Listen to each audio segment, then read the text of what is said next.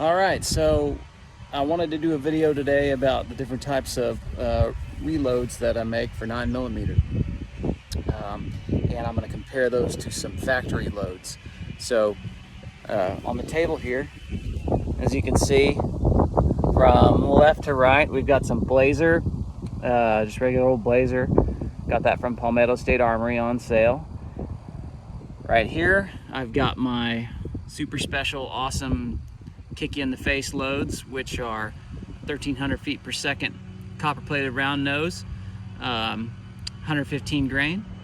And right here I call the BoneCrushers, which are hard cast lead, 147 grain.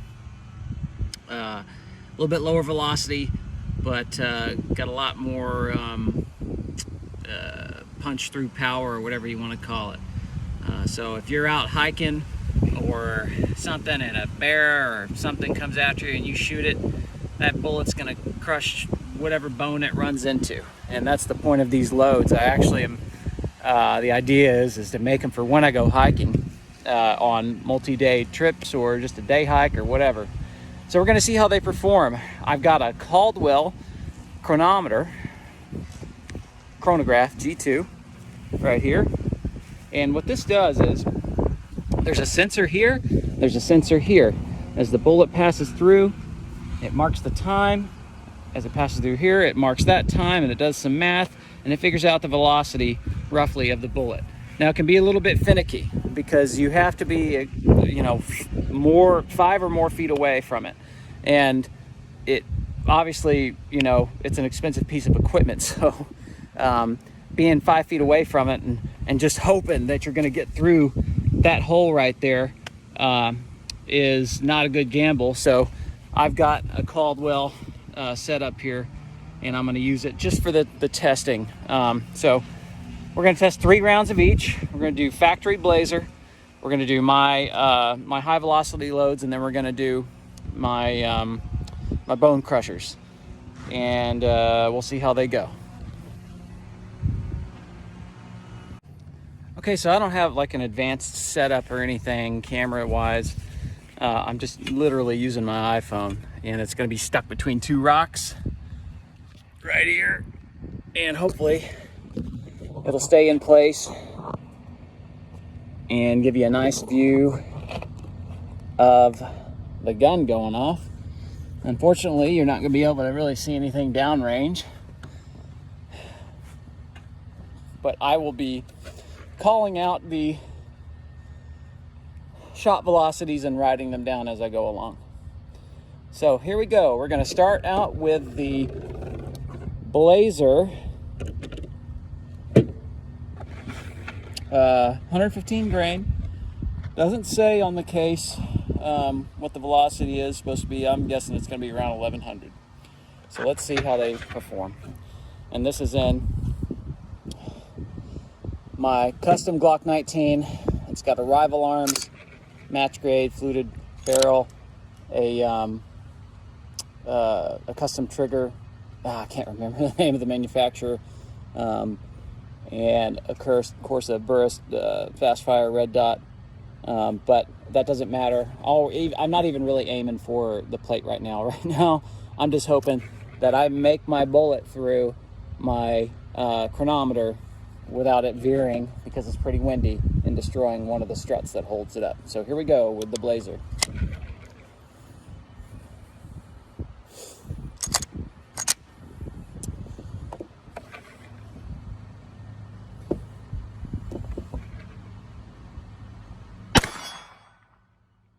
$11.13. Write that down.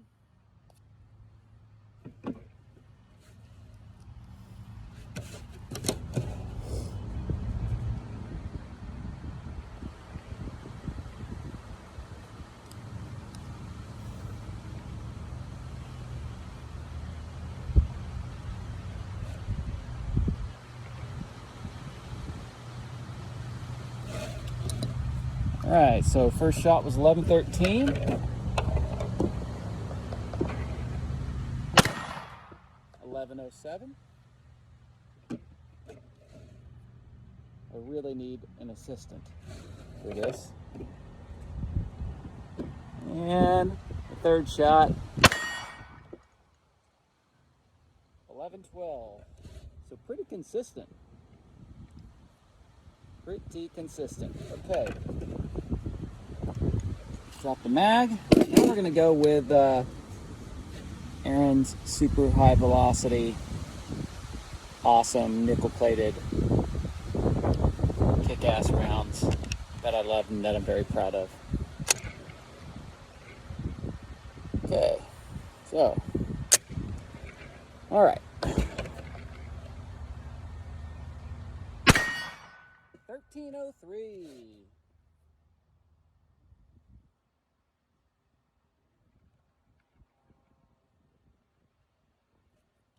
I like that. 1303. 1276. That's a little low.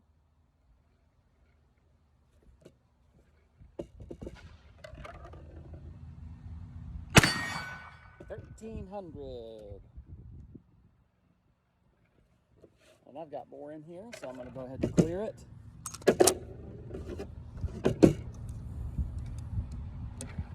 But as you can see, you can get much better velocity out of a copper-plated round nose than you can a full metal jacket. Basically because your charge weight for the powder can get a lot higher on copper-plated round nose. And I'm following the guidelines from the powder manufacturer, Alliant, who makes Power Pistol. I'm following their loading guidelines for 115 grain copper-plated round nose. All right, so we're going to move on to the 147 grain BoneCrushers.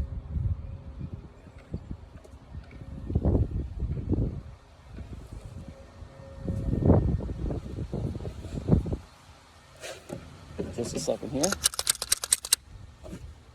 Okay, a little nervous about firing these. Can you see me? Yes. Let's straighten you back out. Now you can, or you can see something. Oh, don't worry about my muzzle discipline there being terrible. Nobody's around. I know that's no excuse, but I'm just one man and I'm trying to keep a camera up. I'm trying to keep everything on the table, and the wind is blowing, being a pain in my ass. All right, so first round, 147 grain, hard cast, powder coated bullet. Here we go. Odd, okay. It did not fire. It did not chamber. One thing I'm going to do real quick, I'll make sure there was no squib. The barrel is not obstructed. Let's see if it chambers this time.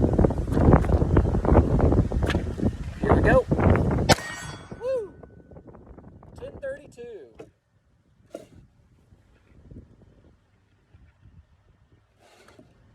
That one did it.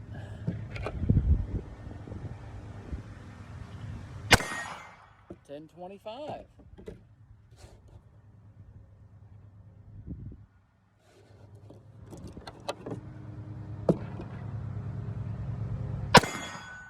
$9.82. That drop is expected. Okay. So the first two of these that I loaded into the gun were loaded at slightly higher. Your max charge weight for these, I think, is about 5.3. Those first two were at 5.1, or 5.15. The rest of these are all right at 5, or just below 5, maybe at like 4.9, just to be safe, on the safe side, because I didn't know what I was doing.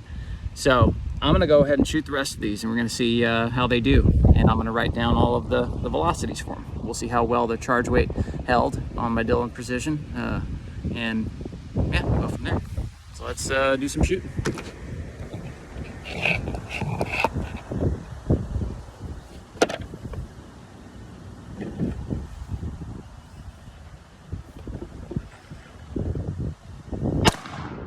$9.67.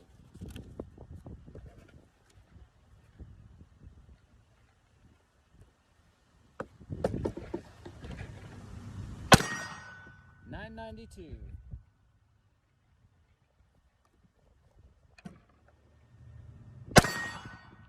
994.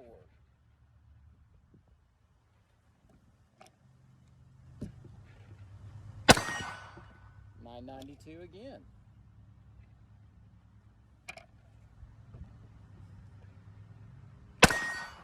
$979.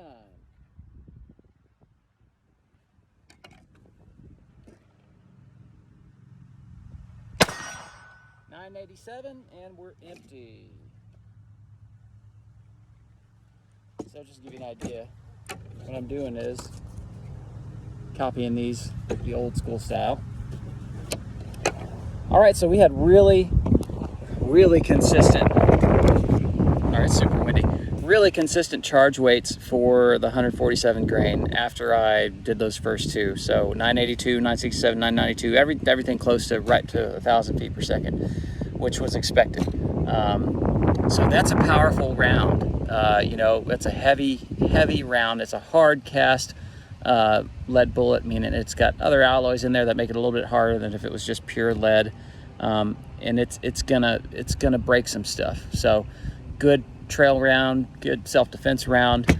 Honestly, I would go with my 7 grain power pistol 115 copper plated rounds, 115 grain for self-defense. That's what I use.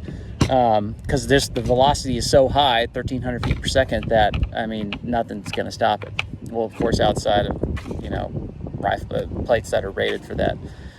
So let's see. Let's do a few more and see what else we get.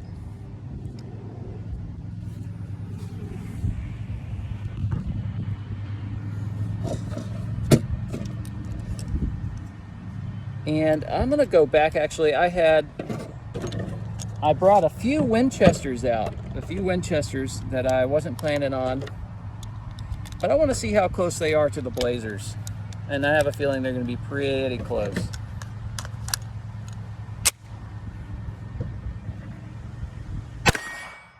.1133. Let's see, Winchester. I'll write that down. 1133. 1114.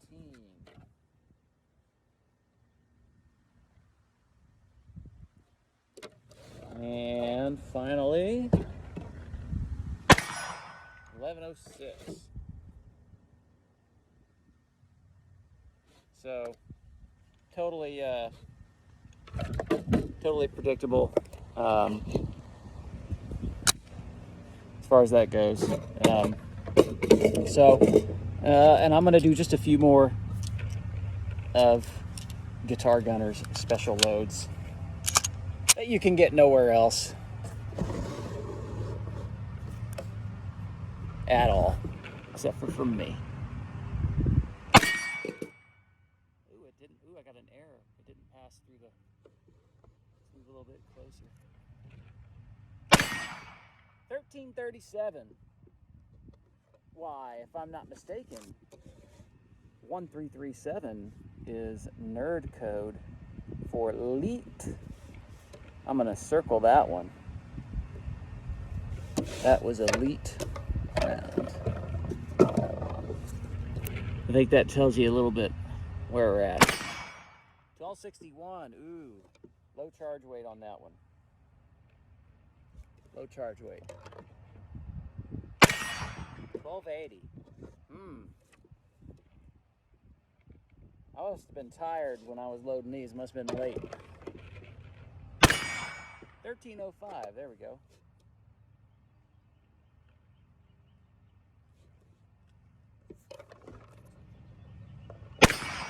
1302.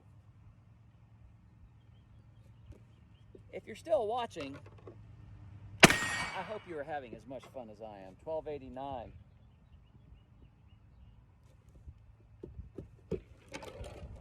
Things blowing all over the place. Dadgum.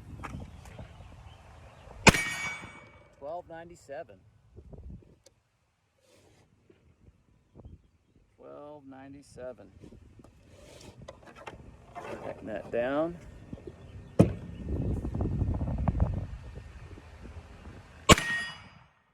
1255.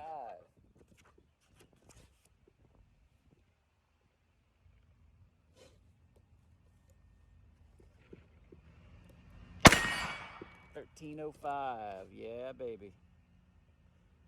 I love these. I love these. I love them a lot. $12.99.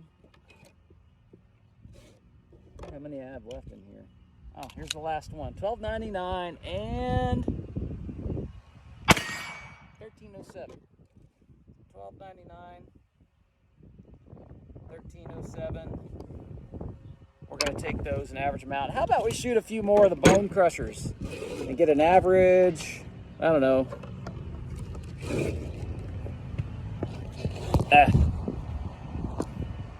Let's get a good average that we can work with, because I'm going to start mass producing these. I want to make sure that they're what I want. I think what I'm going to go ahead and shift to, though, is they're made by SNS cast bullets. I'm going to move to using the flat nose, 147 grain flat nose. And I might try a different powder. Yeah, you know, this particular load calls for blue dot and for bullseye. The one thing that I stupidly did not check, and a problem that I've had with lower charge weights on power pistol, was really bad scorching on the casing. So it's really a key of just sort of trial and error, finding the right powder, the right charge weight for the type of bullet that you have, so that your casing doesn't come back looking like, you know, you threw it in a fire for an hour, because it damages the brass. It makes it really hard to keep it, you know, reusable and to keep reloading it. So here in a minute, I will go out and search for the casings, and if I start finding scorched cases, I'll know exactly where they came from. They would have come from this. So, all right, here we go. I'm gonna wrap it up here with a few more.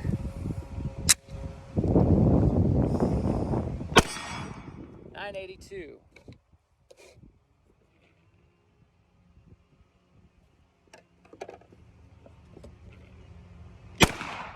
$9.99.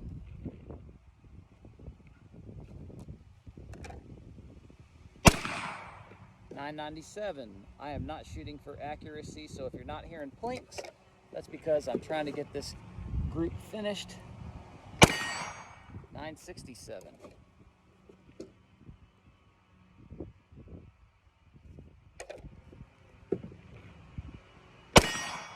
$9.87.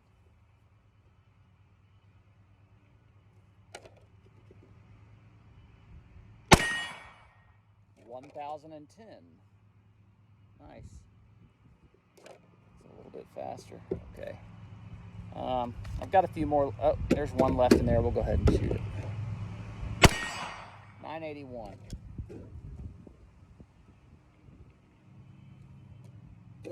$9.81. So we have 1, 2, 3, 4, 5, 6, 7, 8, 9, 10, 11, 12, 13, 14. Oh, we're going to be off. We need to shoot one more round of the silver bullet here. The GuitarGunner special load to get a good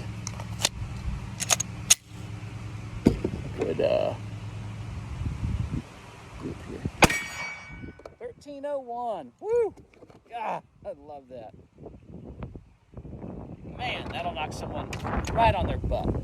Right on their butt. I promise you.